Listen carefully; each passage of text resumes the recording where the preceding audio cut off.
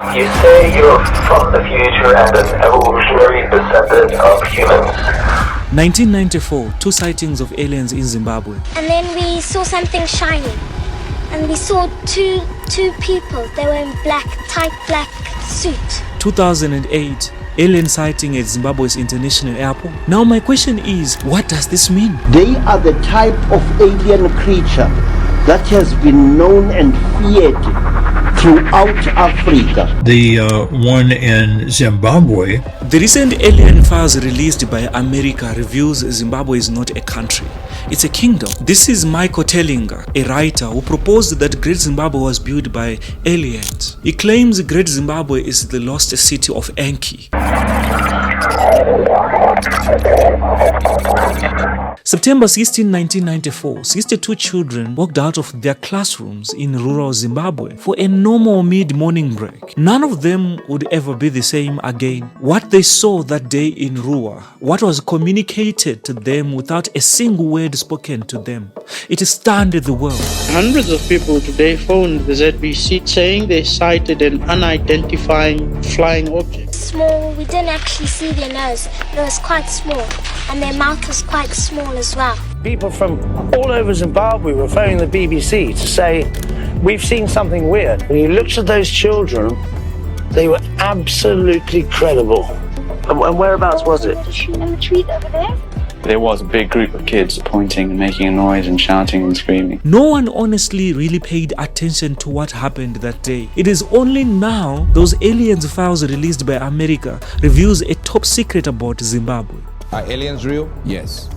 Have I seen some? Twice. We saw something silver. What did they look like? They were going like that. The eyes looked evil. September 16, 1994, aliens appeared to children in Zimbabwe and people thought that was it. But it turns out the aliens have a base here in Zimbabwe, and the base is in a mountain where people have been disappearing for years. Here it is, 4 UFO bases around the world. Where were they? Or where are they? Yes, they're still there. This all happened 50 years ago, a little bit more than that now. Mount Inyangani, which is a country in Africa, an isolated country. Here is what no one is connecting. What if Zimbabwe, this ancient, sacred, misunderstood land, has been a gateway for thousands of years? Africa has always known something that the rest of the world is only now beginning to suspect and try to understand. I'd like to take this opportunity to say thank you for supporting me. We are growing and the goal is to reach 1 million subscribers. Thank you for standing with me. I'm kindly asking if you can subscribe. Please, if you are new on this YouTube channel, subscribe. And if you are a regular viewer, thank you so much for supporting me. Thank you for commenting. And let's like the video. Please, let's like the video. It really helps this channel a lot.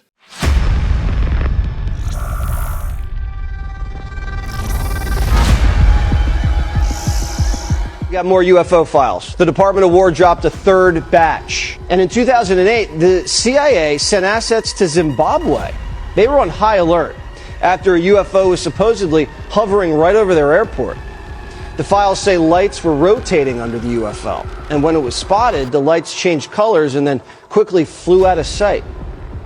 This is all happening here on Earth. The most documented alien encounter in African history happened right here in Zimbabwe. And one of the children who experienced it says she still receives messages to this day. Just days prior to the mass sighting of aliens in Ruwa, flying objects were also reported across the skies of Zimbabwe. Several local witnesses claimed to see glowing, circular-shaped objects flying silently over the town of Kariba, Zimbabwe. In a prominent 2015 interview with the Sunday Mail, a Kariba Kariba local, Mrs. Deborah Nicholson, remembers a specific incident from the 1994. She described seeing a round, bright object hovering silently above her home there in Kariba. Now, remember, Kariba is 300 kilometers from Harare, Rua, where the famous sighting happened. The morning of September 16, 1994 begins like any other day at Aerial School in Rua, an expensive private school located about 22 kilometers from the CBD, Harare. It is surrounded by farmland. By that time, the teachers are inside for a staff meeting. 62 children between the ages of 6 and 12 are alone outside on their mid-morning break. And then an alien ship appears. It lands in the bushfield just beyond the edge of the school grounds. And then something comes out small, perhaps 1 meter tall, a humanoid figure with a long face and eyes, big eyes. Multiple children would describe the eyes independently: large, black. Some children ran toward it in curiosity, others freeze in terror. Several begin to cry, and then it begins.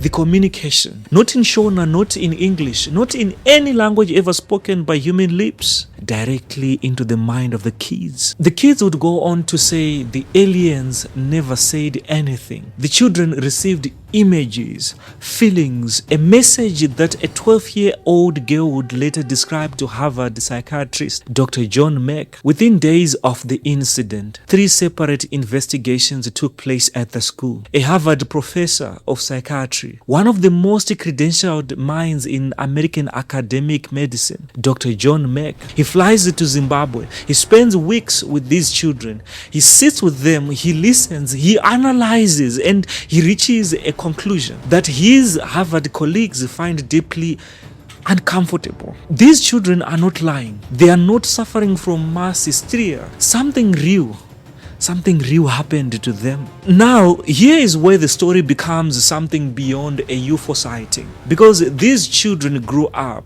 and 30 years later, many of them have not changed their story, not even a little bit. Emily Trim, one of the children closest to the being that day, describes an encounter that never really ended. She still receives messages. From who, I would ask? She's saying she's receiving ideas, visions that she believes originated from whatever stood in that field. In 1994, she paints them, draws them, but what if the Aerial School incident was not the beginning of Zimbabwe's contact with these beings? What if it was just the moment they decided to let us see them? The first encounter between Africans and extraterrestrial beings occurred more than 7,000 years ago. People have been disappearing in a mountain called Mount Nyangani in Zimbabwe, and it is only now that people are connecting the dots. White people have disappeared there. Black people in their thousands have disappeared there. It was there that I also went missing for 4 days in 1959 in one of the most traumatic experiences of my life. To the east of Zimbabwe, the great mountains known as the Inyangani, the Weeping Moon Mountains. There, even now, people disappear without trace. Now, I want you to think about this carefully, because this is the connection that almost no one is making publicly. Though on social media the dots are being connected with increasing urgency. The children of Aerial School reported telepathic communication. The beings spoke through thoughts, not words. They bypassed language entirely and communicated directly into consciousness. This is not a Western concept. This is entirely an African aspect. This is exactly what a Sangoma, a witch doctor, describes when they speak of receiving messages from the ancestral realm. What if what we call spirit possession and what we call alien contact are not two different phenomena? Now, this is the part we are going to lose some people. This part requires one to really catch up really fast focused and pay attention. You see this man on your screen. It is only now that people are going to his videos and connecting the dots and linking everything to what happened in Zimbabwe, because the mountain is there. The man that you see on your screen is Credo Mutwa. He was a South African Zulu Sangoma, the highest grade of traditional healer in Africa. Mutwa's initiation as a healer involved something that he described in multiple recorded interviews and books, something that the academic world has largely dismissed, something that social media is now pulling back into the conversation. During his initiation in the sacred mountains in Zimbabwe, Credo Mutwa says he was taken, not spiritually, but physically abducted. And people believe he was taken to Nyanga, the mountain that is here in Zimbabwe, a mountain where people have been disappearing. And it is only now that America came out and say that Mount Nyangani is actually an alien base. Are you connecting the dots now? Mutwa described being removed from the physical world and brought into contact with the beings he called by their ancient African name, the Matindani. What is today being referred by Americans as the Greys? The aliens, small, large eyes, they communicate through thoughts, and exactly what those kids in Zimbabwe described. When Credo Mutwa was abducted, he was returned, and here is what he revealed about African pre-colonial knowledge. And this is the part that connects directly to Zimbabwe, to the Nyanga mountain, to the aerial school children.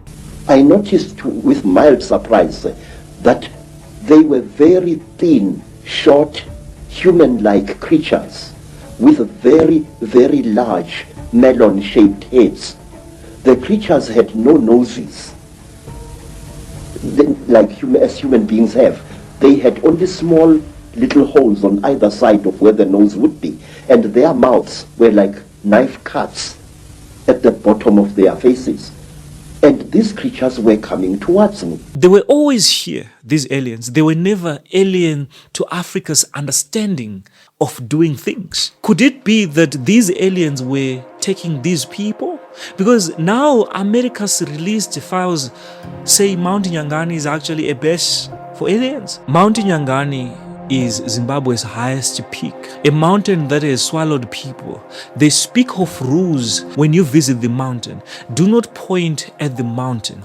Do not go beyond certain boundaries. But now, before we go any further, I have to ask you something directly, because everything I've told you, to some, it doesn't make any sense. It's like something is missing here. Some would say there are two worldviews to this whole mystery. On one side, these beings are physical, biological, extraterrestrial entities from other planets, technology beyond ours, visitors, observers.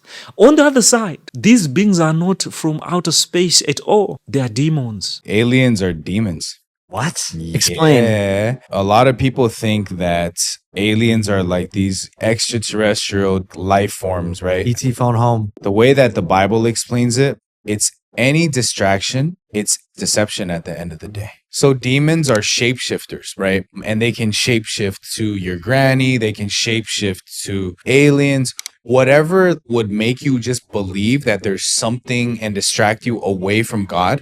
That's their main goal. 2 Corinthians 11:14 says, marvel not. So don't be deceived. Don't be surprised. Satan himself has transformed himself into an angel of light. And the debate is not small. It has reached Harvard. It has reached the United States Congress.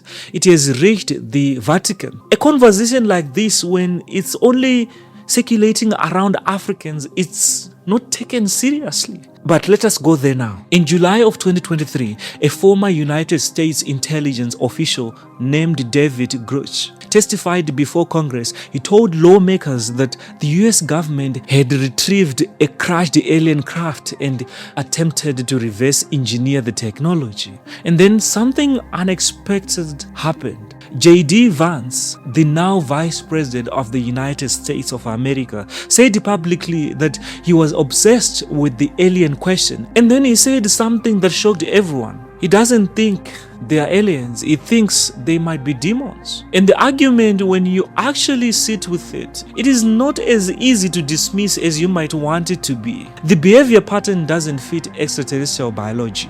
If these beings traveled light years to reach Earth, why do they spend their time in rural fields, scaring school children, delivering telepathic warnings? Why do they not land in the CBDs where a lot of people are and introduce themselves? Advanced interstellar civilizations do not behave like harassers, but demons that operate in the spiritual realm do, that have always existed alongside humanity. An astronomer from Vatican, Brother Consomano, if I'm pronouncing that right, has said repeatedly that the Catholic Church has been wrestling with the concept of non-human intelligence since the beginning of Christianity. People are now connecting the area school incident to Credo Mutwa's testimony to the disappearance of people at Mount Nyangani, to Great Zimbabwe ruins and their unexplained architectural precision. And the question everyone is asking is not,